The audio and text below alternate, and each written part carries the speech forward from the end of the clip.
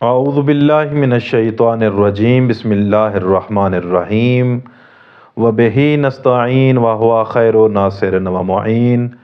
مومنین کرام السلام علیکم ورحمۃ اللہ وبرکاتہ۔ اللہ کے رسول صلی اللہ علیہ وآلہ وسلم کا فرمان ذیشان ہے کہ 4 لوگ ایسے ہیں اگر روز محشر دنیا کے تمام گناہوں کو لے کر بھی آ جائیں تو میں رسول ان کی شفاعت کروں گا۔ فرمایا پہلا وہ شخص ہے جو اولاد رسول کی مدد کرتا ہے۔ دنیا سے جب جائے گا روز محشر، اللہ کے رسول فرماتے ہیں اگر گناہگار ہوگا تو میں اس کی شفاعت خود رسول کروں گا۔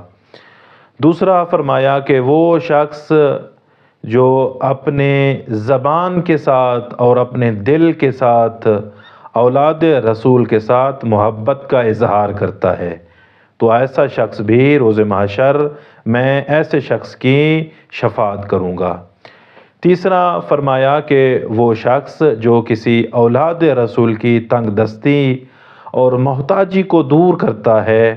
اور وہ بھی اپنا مال عطا کر کے ان کی پریشانی کو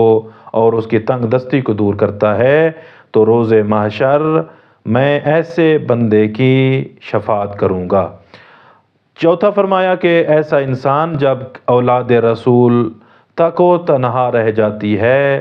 سارے لوگ اس کو چھوڑ کے چلے جاتے ہیں، لیکن اس حالت میں جو اولاد رسول کی مدد کرتا ہے، اللہ کے رسول فرماتے ہیں میں ایسے شخص کی روز محشر شفاعت کروں گا۔ آپ دیکھیں مومنین کرام،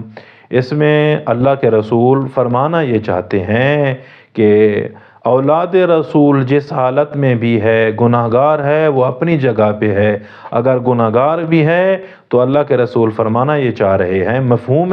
حدیث یہ بتاتی ہے کہ اس کے گناہ اپنی جگہ پہ باقی ہیں، لیکن آپ نے ان کی مدد اور ان کے ساتھ محبت کرنا اور ان کی پریشانی کو دور کرنا، اللہ کے رسول فرماتے ہیں میرے منہ کو دیکھ کر، میرے چہرے کو دیکھ کر، کیونکہ ان کی نسبت میرے ساتھ ہے، جو انسان ان کی عزت و احترام کرتا ہے، ان کی مدد کرتا ہے، ان کی محتاجی دور کرتا ہے، اللہ کے رسول فرماتے ہیں جب روز محشر ہوگا تو میں رسول ایسے لوگوں کی شفاعت کروں گا۔ تو دعا ہے خالق کائنات سے ہم تمام صاحبان کو اولاد رسول کے ساتھ محبت اور اولاد رسول کی پریشانی اور محتاجی دور کرنے کی توفیق عطا فرمائے۔ والسلام علیکم ورحمۃ اللہ وبرکاتہ۔